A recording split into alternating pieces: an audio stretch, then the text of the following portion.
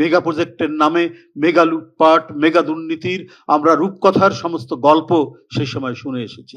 আমরা একটি ভগ্ন স্তূপের উপর দাঁড়িয়ে বাংলাদেশ জাতীয়তাবাদী দলের নেতৃত্বাধীন সরকার বা তার জোটের সরকার প্রতিষ্ঠিত হয়েছে।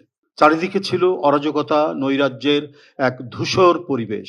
কে কখন গুম হয়ে যাবে, কে কখন অদৃশ্য হবে তার কোনো ইয়াত্তা ছিল না। বিচার বহির্ভূত হত্যা লেগেই ছিল এবং প্রত্যেকটি ছিল হচ্ছে রাজনৈতিক উদ্দেশ্য প্রণোদিত। কেউ খালের ধারে, কেউ নদীর ধারে, কেউ পুকুরের ধারে প্রতিদিন একটার পর একটা লাশ পাওয়া যেত। সেটা উপজেলা চেয়ারম্যান হতে পারে, সেটা সাবেক এমপি হতে পারে, সেটা কোনো ছাত্র নেতা হতে পারে, সেটা কোনো যুব নেতা হতে পারে, যারা গত সরকারের রাজনৈতিক মতামতের ভিন্ন মত প্রদান করত। একজন সাবেক এমপিকে নৌকার মধ্যে পিটিয়ে হত্যা করা হয়েছে। এই নৈরাজ্যের এক ঘন অন্ধকারের মধ্যে এক বিপুল তরঙ্গের আন্দোলনের মধ্যে দিয়ে আমরা 5ই আগস্ট পেলাম এবং একটি পরিবর্তন ঘটল। কিন্তু যে লিগ্যাসি, যে ধারাবাহিকতা অর্থনৈতিক ক্ষেত্রে এবং অন্যান্য ক্ষেত্রে, সেটা তো রাতারাতি নির্মাণ করা এবং পুনর্গঠন করা সম্ভব হয় না। সেই বাংলাদেশ ব্যাংকের 850 কোটি টাকা উধাও হয়ে গেল, উড়ে গেল, এবং সেটা উড়ে বেড়ালো কোথায়? ফিলিপাইনের জুয়ার আসরে, ক্যাসিনোর মধ্যে। সোনালী ব্যাংক, বেসিক ব্যাংক,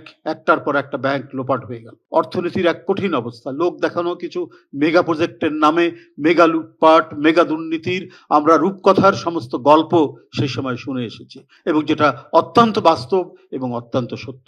সেই পরিস্থিতি, সেই লিগ্যাসির ধারায় আজকে নতুন একটি সরকার, যে সরকার অবাধ সুষ্ঠু নির্বাচনের মধ্যে দিয়ে, ইনক্লুসিভ নির্বাচনের মধ্যে দিয়ে ক্ষমতায় এসেছে এবং ক্ষমতায় এসে রাষ্ট্র পরিচালনা করছে।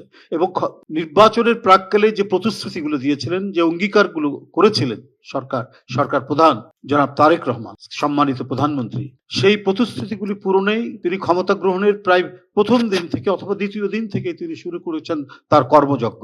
আপনি ফ্যামিলি কার্ড বলুন, আপনি কৃষক কার্ড বলুন, আপনি খাল খনন বলুন, আপনি বৃক্ষরোপণ বলুন, নানাবিধ কর্মকাণ্ডের মধ্যে দিয়ে তিনি যে এই প্রতিশ্রুতিগুলো যেটা দিয়েছিলেন, সেই কর্মকাণ্ডগুলো তিনি অব্যাহত রেখেছেন। দিন রাত নিরন্তর প্রচেষ্টার মধ্যে দিয়ে তার প্রতিশ্রুতি বাস্তবায়নে তিনি কোনো ধরনের কমতি করেননি, ক্রমাগতভাবে সেটা করে যাচ্ছেন। এর মধ্যে বিভিন্ন ডিজাস্টার, দুর্যোগ, প্রাকৃতিক দুর্যোগ এবং আন্তর্জাতিক বিভিন্ন ঘটনা প্রবাহ আমাদের যে স্মুথ যে উন্নয়নের যে গতি, সেখানে অনেকটা বাধা হয়েছে। কিন্তু সেই বাধা থাকার পরেও সেটাকে অতিক্রম করে এই সরকার জনগণের স্বস্তির জন্য এবং জনগণের কল্যাণের জন্য তার কাজ অব্যাহত রেখেছেন। সামাজিক সুরক্ষা থেকে শুরু করে অবকাঠামোগত উন্নয়ন, সেখান থেকে শুরু করে কি শিক্ষা, কি স্বাস্থ্য, প্রত্যেকটি ক্ষেত্রে তিনি তার যে প্রতিশ্রুতিগুলো সেটা রক্ষার তিনি চেষ্টা করে যাচ্ছেন। আজকে বিভিন্ন সেক্টরে যে সমস্ত আমরা ইয়েগুলো দেখি, যেখানে হয়তো যে বিভিন্ন সংকটগুলো দেখি,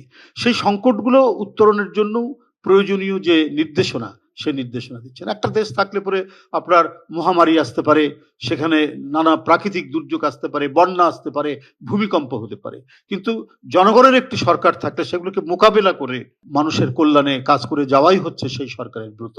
কারণ এই সরকার নির্বাচিত সরকার, এবং নির্বাচিত সরকার হওয়ার কারণেই প্রতিটি ক্ষেত্রে, প্রতিটি স্তরে জবাবদিহিতা নিশ্চিত করা।